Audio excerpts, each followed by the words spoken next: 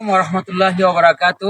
প্রিয় দর্শক শ্রোতা, আপনারা যারা বাংলাদেশে যারা আছেন, বিশেষ করে পশ্চিম এশিয়ার ভোলা ডিস্ট্রিক্টের এবং সারা বাংলাদেশের সকল আমার ফেসবুকের দর্শক শ্রোতা, দেশে এবং দেশের বাইরে প্রবাসে যারা আছেন, সবাইকে সালাম, শুভেচ্ছা।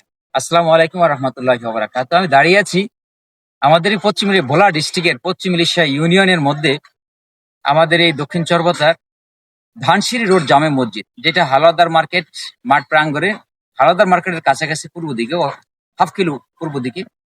তো আমাদের এই মসজিদটা, ধানসিঁড়ি রোড এই জামে মসজিদটা কাজটা চলমান। এই কাজটা চলমান, এখানে আমাদের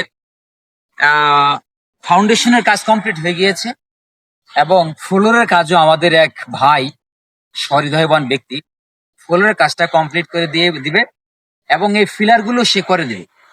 এখানে ফিলার আছে প্রায় 4 8 4 12 16টা ফিলার সে করে দিবে। ফিলারের লিন্টন মিন্টন যা আছে সবই আমার ওই ভাই করে দিবে এবং তারই সেই কাজে এখনো চলতেছে। তো আশা করি আমাদের এখন ছাদের কাজটা বাকি আছে। আমাদের কোনো সহৃদয়বান ব্যক্তি, আল্লাহর ঘর মসজিদ, আমরা তো কোরআন হাদিসে অনেকেই পড়েছি যে আল্লাহর ঘরে যে একটা মসজিদ করে দিবে, আল্লাহ তাআলা তার জন্য জান্নাতে একটা বাড়ি করে দিবে। তো কোনো সহৃদয়বান ব্যক্তি যদি থাকেন আপনারা দেশে এবং দেশের বাহিরে প্রবাসে, আমাদের এই মসজিদটার, ধানসিঁড়ি রোডে জামে মসজিদটার ছাদের কাজটার জন্য অবশ্যই আপনারা সাহায্য সহযোগিতা করবেন।